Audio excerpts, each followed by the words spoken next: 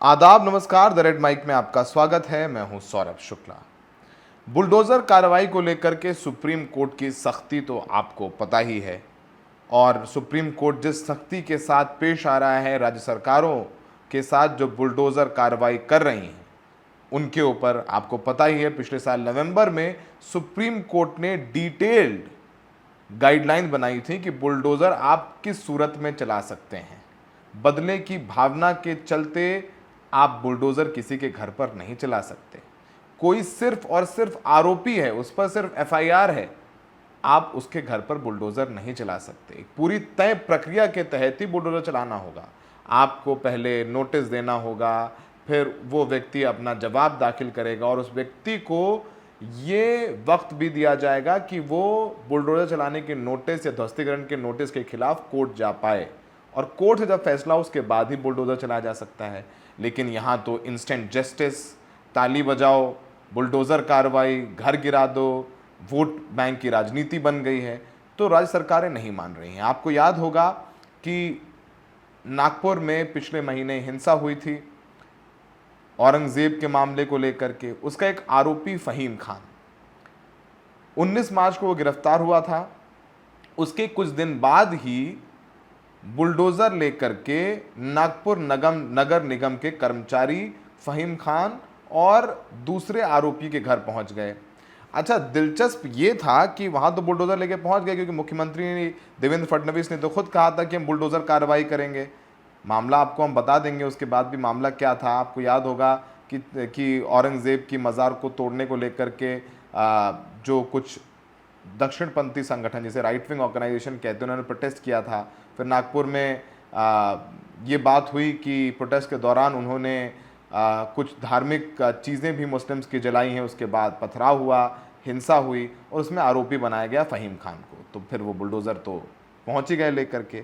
अब हुआ ये कि बुलडोज़र लेकर के जब वहाँ पर पहुंच रहा था बुलडोज़र, तो उससे पहले एक दिन पहले ही फ़हीम खान और जो आरोपी थे वो हाई कोर्ट पहुंच गए।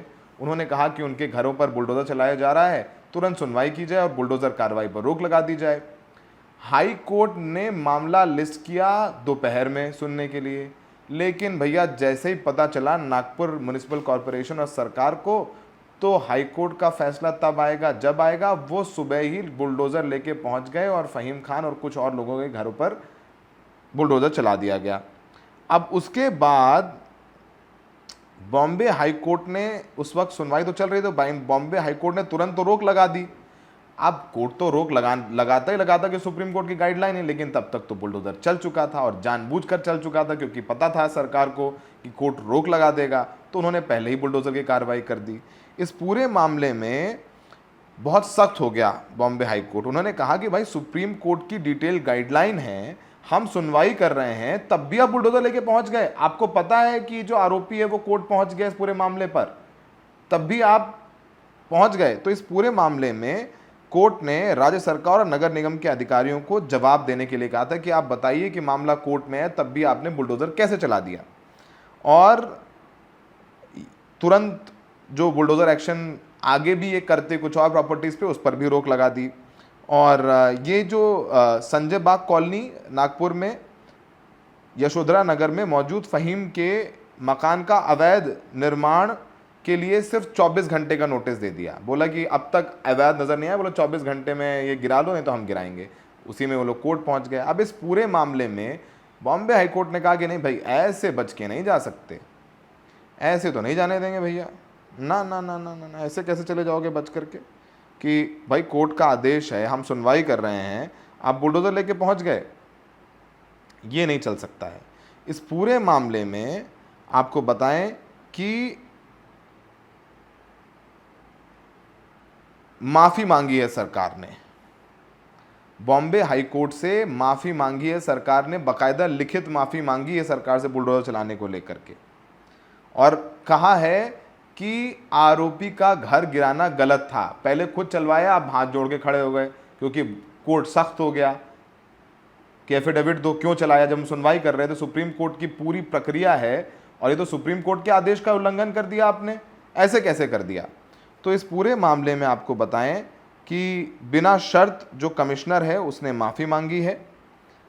उन्होंने कहा है कि उनसे गलती हुई, सरकार से गलती हुई। अब डर इसलिए गया, मान लो, क्योंकि आपने देखा ही सुप्रीम कोर्ट ने इलाहाबाद वाले मामले में 10-10 लाख रुपए का मुआवजा देने के लिए कह दिया। इलाहाबाद में 3 लोगों का घर गिरा दिया एडमिनिस्ट्रेशन ने। कोर्ट ने कहा कि हम हर बार चिल्लाते रहते हैं, आप मानते नहीं है, चलो 10-10 लाख रुपए दो इन लोगों को जिनका घर गिराया है। तो यहाँ तो उनको लगा कि अब सुप्रीम कोर्ट तो या बॉम्बे हाई कोर्ट तो हमारी फजीहत कर देगी, हमें मुआवजा या हम पर फाइन लगा दिया जाएगा। तो उन्होंने माफ़ी मांगी है और उन्होंने कहा कि हमने सुप्रीम कोर्ट के नियमों का पालन नहीं किया और बिना शर्त माफ़ी मांगते हैं। उन्होंने हलफनामा में कहा कि टाउन प्लानिंग और स्लम विभाग के अधिकारियों को सुप्रीम कोर्ट के 13 नवंबर 2024 के आदेश के बारे में पता नहीं था। भाई, इतना अखबारों में छपा, इतना टीवी में आया, सारे चीफ सेक्रेटरीज को ऑर्डर की कॉपी भेजी गई, चीफ सेक्रेटरीज को कहा गया कि आप सारे डीएम्स को बताइए। तो नवंबर, दिसंबर, जनवरी, फरवरी, मार्च, 5 महीने में पता नहीं था। हलफनामे में कहा कि टाउन प्लानिंग और स्लम विभाग के अधिकारियों को सुप्रीम कोर्ट के 13 नवंबर 2024 के आदेश के बारे में पता नहीं था। एससी का आदेश कहता है कि सांप्रदायिक हिंसा के आरोपियों की संपत्ति को तोड़ने से पहले नियमों का पालन करना ज़रूरी है। और आपको बताएं कि कोर्ट में गए थे फ़हीम, और फ़हीम के नाम, आरोपी फ़हीम है पर घर फ़हीम के माँ के नाम पे था, मेहरुन्निसा, और 96 वर्षीय अब्दुल हफीज़ ने याचिका दायर की थी और उन्होंने तुरंत, बॉम्बे हाई कोर्ट ने इस पर रोक लगा दी थी। आपको बताते हैं कि हलफनामे में इन्होंने कहा कि इन्होंने हलफनामे में क्या कहा वो भी हम आपको बता देते हैं। उन्होंने कहा कि मैं अदालत से, इसमें उन्होंने हलफनामा दायर किया है कमिश्नर ने, उन्होंने कहा है कि मैं अदालत से बिना शर्त माफ़ी मांगता हूं क्योंकि प्रतिवादी अधिकारियों ने उच्चतम यानी सुप्रीम कोर्ट के फैसले का उल्लंघन करते हुए याचिकाकर्ता यानी जो आरोपी है उनके अनधिकृत निर्माण को ध्वस्त कर दिया है। उन्होंने कहा कि इस मामले में पूछताछ की और पाया कि नगर नियोजन विभाग को न्यायालय के फैसले के बारे में पता नहीं था। उन्होंने कहा कि कुछ कार्रवाई शीर्ष अदालत के निर्देशों के उल्लंघन करते हुए की गई है, हालांकि ऐसे जानबूझकर के नहीं किया गया है। चौधरी ने कहा कि एनएमसी और उनके अधिकारियों ने याचिकाकर्ताओं और उनकी संपत्ति के खिलाफ दुर्भावनापूर्ण इरादे से काम नहीं किया है, बल्कि मौजूदा स्थिति और झुग्गीकरण अधिनियम के वैधानिक जो है वो उस तरीके से उन्होंने काम किया है। तो उन्होंने हाथ जोड़कर माफ़ी मांगी और कहा कि भाई हमें सुप्रीम कोर्ट के आदेश का पता नहीं था। आपको बता दें कि ये सख्ती चूंकि सुप्रीम कोर्ट से लगातार हो रही है तो अब कहीं जाकर के अधिकारियों को पता चल रहा है, लेकिन इस पूरे मामले में आरोपी दोषी तो बना नहीं, फ़हीम खान पर अभी कोर्ट ने फैसला तो सुनाया नहीं है, तो जाहिर सी बात है वो आरोपी है, सिर्फ वो आरोपी है और दंगों का आरोपी है। एक ऐसे समुदाय से आता है जिसको शक की निगाह से देख रही है महाराष्ट्र सरकार, क्योंकि देवेंद्र फडणवीस के बयान भी थे, उन्होंने औरंगज़ेब की मज़ार को लेकर के भी बयान दिए थे। उसके बाद ही पूरा माहौल बिगड़ा, चाहे वो नीतीश राणे हो, इन सब ने कहा था कि भाई औरंगज़ेब की मज़ार नहीं रहनी चाहिए। तो उसके बाद ही औरंगज़ेब की मज़ार हटाने को लेकर के प्रदर्शन हुए महाराष्ट्र में। तो ना होते प्रदर्शन, ना भड़कती हिंसा, नहीं सब कुछ हुआ। अब चूँकि फ़हीम खान है तो उसके घर पर बुलडोजर चला दिया, जबकि बॉम्बे हाईकोर्ट सुनवाई कर रहा था और परिवार का कहना है कि उन्होंने बताया अधिकारियों को कि हम हाईकोर्ट गए हैं, आप जो करने जा रहे हैं कार्रवाई उसके खिलाफ, लेकिन एक ना सुनी गई।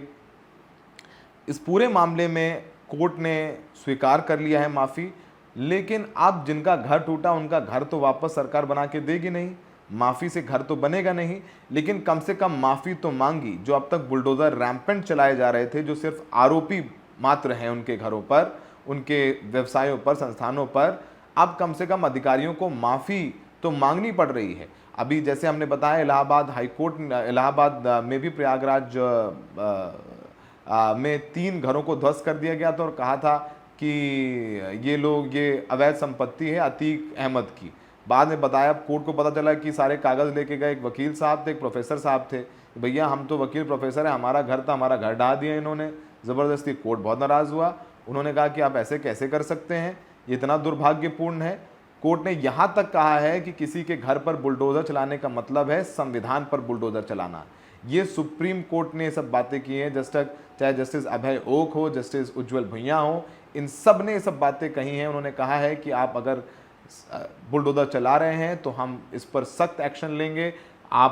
हम हाथ पर हाथ धरे नहीं बैठ सकते हैं। राज्य सरकारें राजनीतिक लाभ लेने के लिए ऐसा करती हैं जो कि संविधान के खिलाफ है। एक तय प्रक्रिया है, उसके तहत ही आप कार्रवाई कर सकते हैं। आपको बता दें कि नवंबर महीने में सुप्रीम कोर्ट ने फैसला दिया था। लगातार याचिकाकर्ता पहुंच रहे थे उत्तर प्रदेश, मध्य प्रदेश, राजस्थान से कि भैया यहाँ तक मामला आया कि किराएदार ने कोई गलती की है।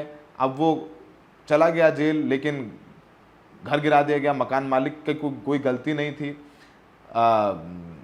पहले ये उत्तर प्रदेश से शुरू हुआ, बाबा बुलडोज़र नाम से योगी आदित्यनाथ को जाने लग गया, बुलडोज़र एक्शन को सेलिब्रेट किया गया।